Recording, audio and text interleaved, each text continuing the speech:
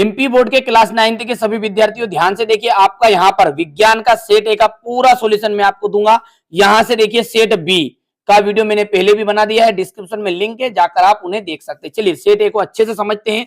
पदार्थ की कितनी अवस्थाएं होती है, सब जानते हैं पदार्थ की 3 अवस्था होती है, ठोस, द्रव, गैस। एक चौथी अवस्था भी होती है प्लाज्मा, ठीक है, लेकिन उसको आपके सिलेबस में अकॉर्डिंग नहीं किया, ऐड नहीं किया, तो आपको 3 लिखना है। जिस न्यूनतम ताप पर पिघलकर द्रव बन जाता है वह क्या कहलाता है, वो कहलाता है गलनांक। पदार्थ की किस अवस्था में कणों के मध्य कम से कम रिक्त स्थान रहता है, तो ऐसी अवस्था होती है ठोस। कौन सी अवस्था है भैया, ठोस है। दो या दो से अधिक पदार्थों का संगम मिश्रण विलयन कहलाता है। वायु जो है एक विलयन है, इसका गैस का गैस में।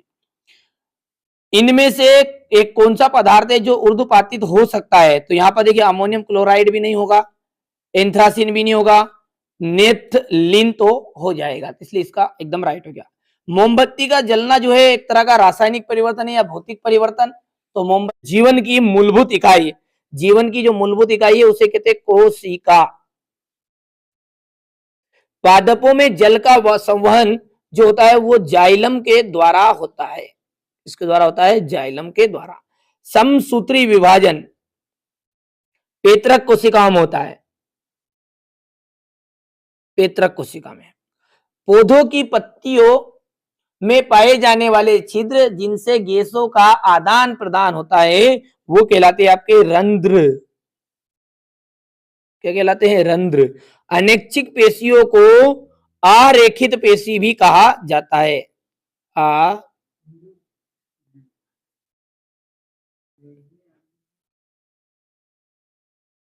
अरेखित पेशी, ठीक है, एक ही प्रकार की कोशिकाओं का समूह जो संरचना और कार्य में समान होता है, ठीक है, जो संरचना और कार्य में समान होगा उन्हें हम कहेंगे ऊतक। तंत्रिका ऊतक की कार्यात्मक इकाई न्यूरॉन होती है, ठीक है, इतनी चीजें क्लियर है। दाब का जो मात्रक है वो क्या है, यहां पर देखिए दाब का मात्रक होता है पास्कल,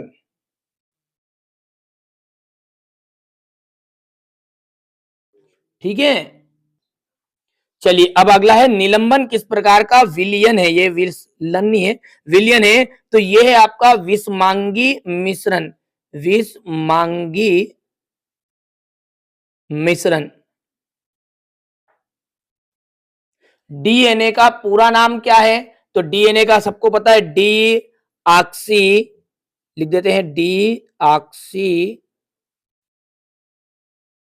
राइबो न्यूक्लिक अम्ल, राइबो न्यूक्लिक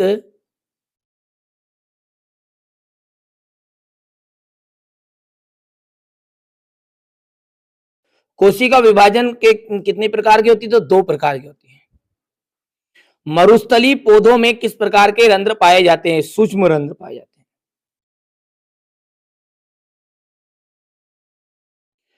एक गाड़ी का ओडोमीटर किसका मापन करता है, गति का, किलोमीटर प्रति घंटा।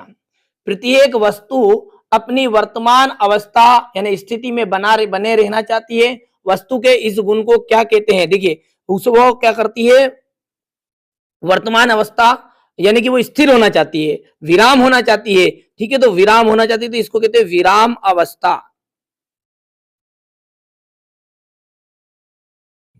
अब सही जोड़ी का मिलान करना है, कॉलम ए है और कॉलम बी है, ठीक है। क्या बोल रहा है वो कि वेग, वेग का जो आएगा वो विस्थापन बटा समय। चाल की बात करें तो चाल बराबरी पे होता है दूरी बटा समय, फॉर्मूला है। त्वरण, वेग परिवर्तन की दर को ही कहते हैं त्वरण, तो वेग परिवर्तन की दर यानी कि लिया गया समय, तो ये तीसरा हो गया आपका। जड़त्व, स्वतंत्र रूप से गुरुत्वीय त्वरण, गुरुत्वीय त्वरण का उदाहरण क्या है, स्वतंत्र रूप से गिरती हुई वस्तु।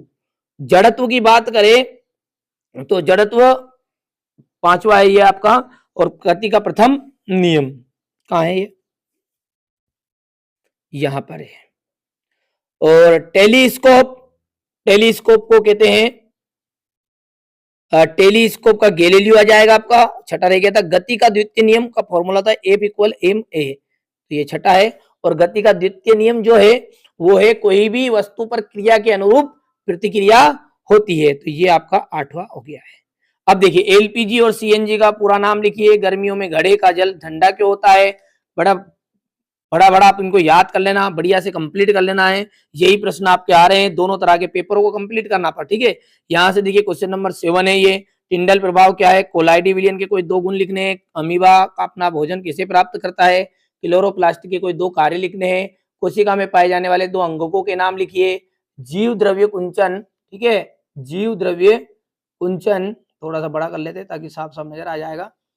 जीव द्रव्य कुंचन किसे कहते हैं? वाष्पोत्सर्जन किसे कहते हैं? रक्त के 2 कार्य बताने, स्नायु और कंडरा में 2 अंतर बताने, संवन उत्तक चाल और वेग में 2 अंतर है, दूरी और विस्थापन में आपको अंतर बताना है, ठीक है। यहां से आप देख सकते हैं अगला है गति को परिभाषित कीजिए। संतुलित बल किन्हें कहते हैं? मैदान पर लुढ़कती हुई जो गेंद है कुछ देर दूर जाकर क्यों रुक जाती है? देखिए आप तो बढ़िया से यहाँ पर देखिए घर्षण बल को परिभाषित करिए। जंतु कोशिका का नामांकित चित्र और पादप कोशिका का नामांकित चित्र बताना है। यहाँ से आप क्वेश्चन नंबर ये 19 सारे क्वेश्चन आपको बता रहा हूं, अच्छे से याद कर लेना। यही आपके प्रश्न परीक्षा में पूरे के पूरे आने वाले।